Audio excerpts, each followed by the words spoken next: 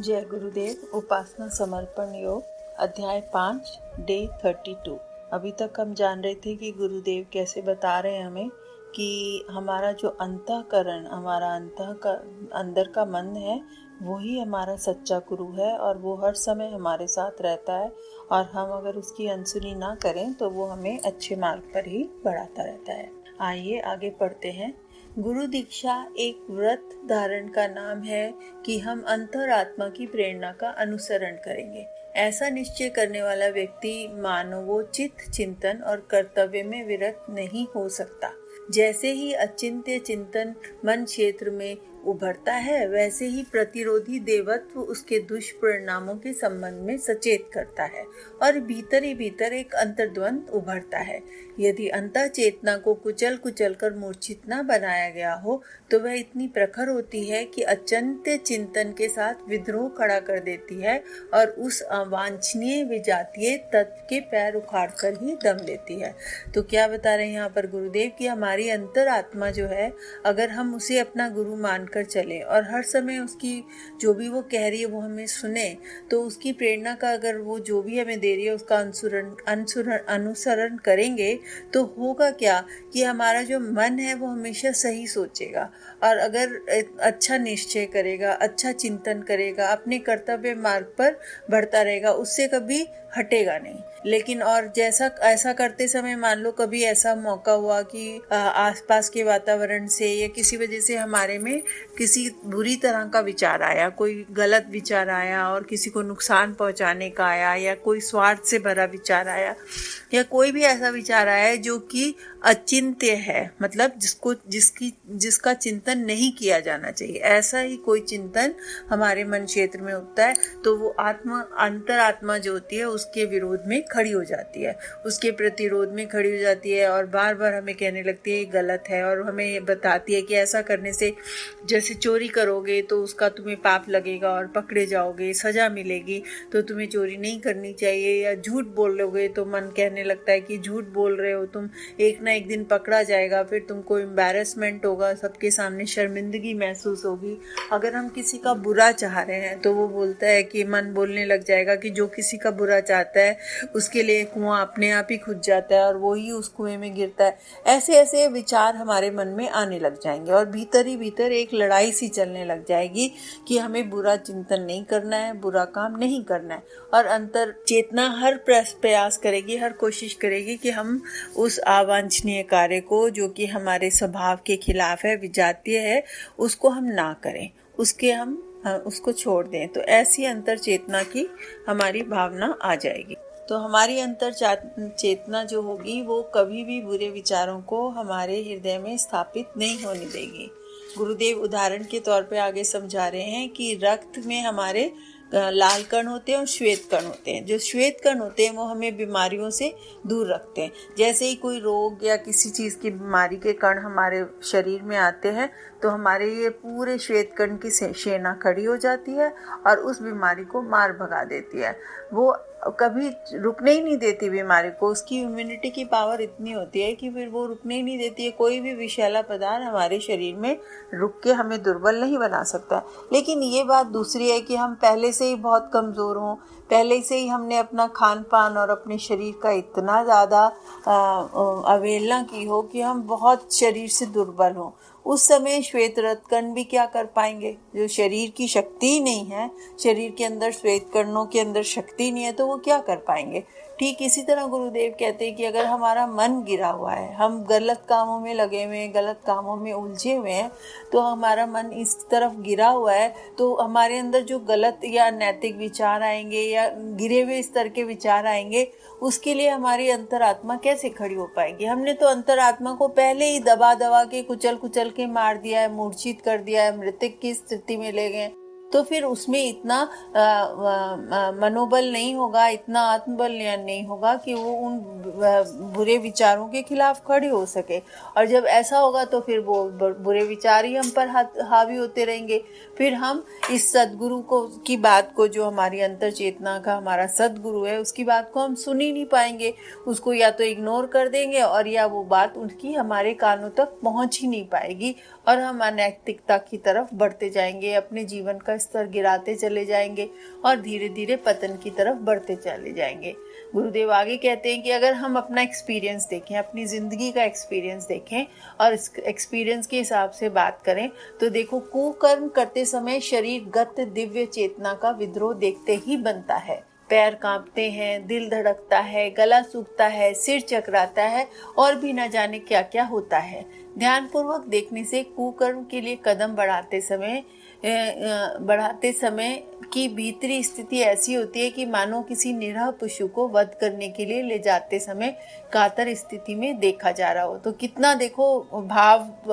भर के बता रहे हैं गुरुदेव यहाँ पर कि देखो, अगर हम मान लो हम बुरे कर्म नहीं करते हैं, हमारा अंतर्मन उठा हुआ है और उस समय हमें कोई कह दे कि भाई जाओ, ये जाके उससे झूठ बोल दो या जाके उसको कोई सताया या उसका नुकसान कराओ, तो जब किसी के घर में जाके चोरी कराओ, उसका पैसा छीन लाओ, तो अगर जैसे ही ये विचार हमारे मन में कोई डालने की कोशिश करता है और हम इन बातों के आदी नहीं है, तो क्या होता है, हम डरने लग जाते हैं, हमारा शरीर ही कांपने लग जाता है कि अरे ये कैसे हम कर सकते हैं, तो गलत चीज है। और मान लो किसी दबाव में हमें करना पड़ता है तो हम सोचते हैं कि कैसे इससे पीछा छुड़ाएं, कैसे हम ना कर पाए, और हमारा गला सूखने लगता है, सिर चिकराने लगता है कि भाई ये कैसे होगा, क्या होगा, हम कर नहीं पाएंगे, ये हमारे में हिम्मत नहीं है। और ऐसे में इंसान अधिकतर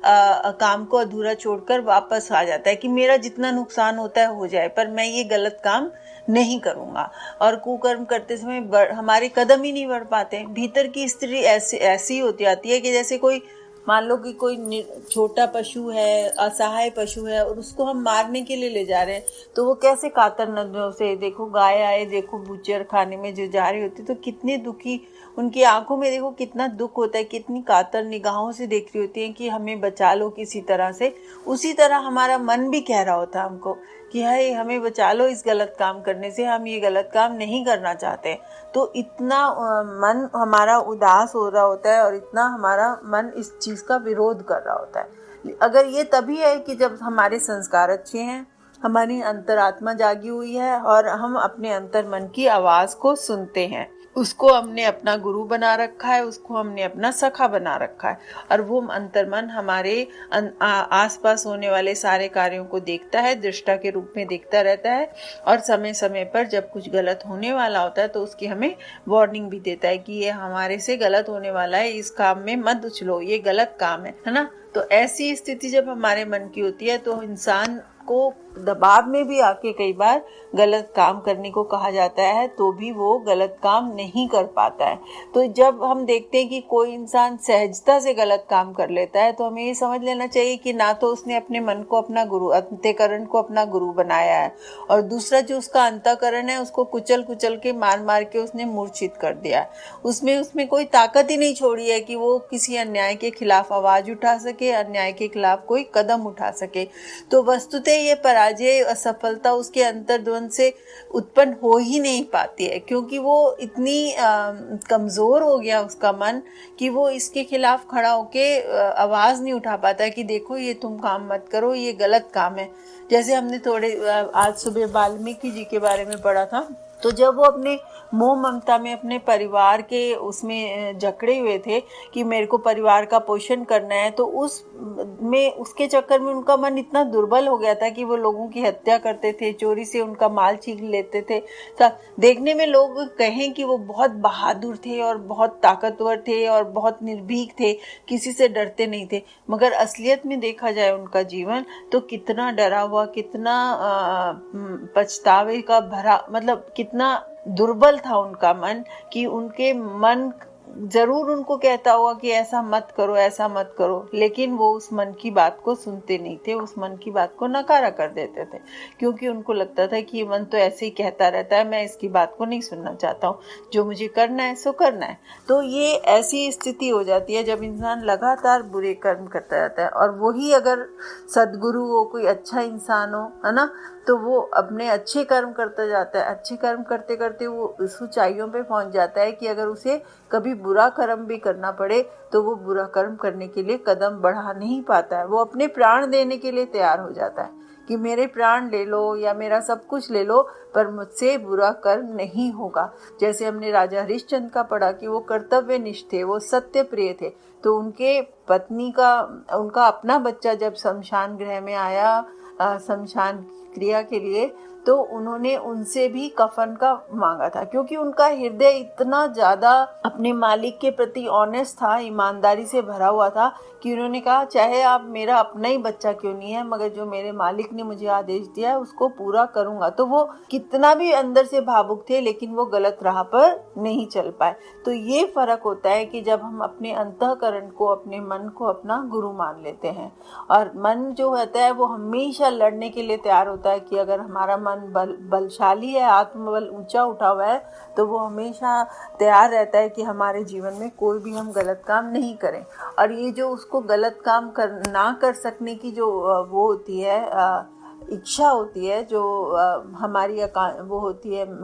हमारी इच्छा होती है गलत काम ना करने की, और जब हमें ज़बरदस्ती करा जाता है कि गलत काम करो, तो हम उस काम को अधूरा छोड़कर असफल होकर भी वापस आना ज़्यादा पसंद करते हैं। और क्योंकि ये जो पराजय होती है कि उस काम को ना कर सकने की जो पराजय होती है, असफलता, एक्चुअली उसी हमारे मन के अंदर उठे हुए लड़ाई, मन के अंदर उठे हुए एक द्वंद्व है। एक हमारी एक तरह से मन से हम लड़ते हैं और वो मन हमारा जीत जाता है, क्योंकि वो सबल मन है, वो आत्मबल उठा हुआ है, तो वो जीत जाता है और हमें गलत काम नहीं करने देता है। और कुकृत्य ना करने के पक्ष में ही हमको प्रोत्साहित करता है, उसका प्रतिपादन करता है और हमें उस जगह से हटा लेता है कि जिससे हमसे वो गलत काम ना हो। सतगुरु डूबते को उबारते हैं वाली उक्ति ऐसे ही अक्षरों में सर्वदा लागू होती है। तो हम जानते हैं कि हम हमेशा सुनते हैं कि जिसके पास भी सतगुरु होता है वो डूबते हुए को भी उबार देता है। तो अगर हम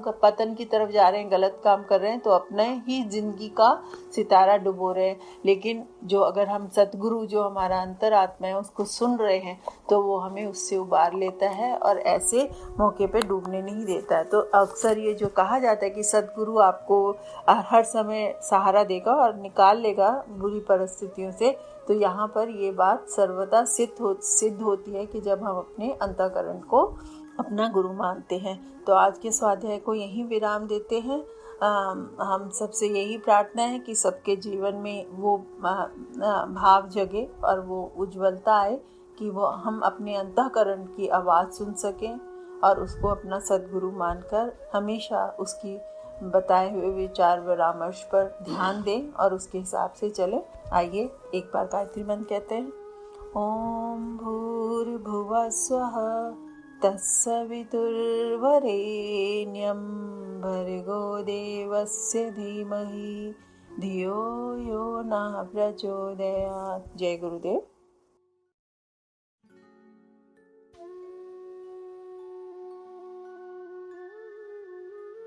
हमारे YouTube चैनल को सब्सक्राइब करें और बेल आइकन को दबाकर ऑल पर क्लिक करें ताकि नोटिफिकेशंस आपको मिलती रहें।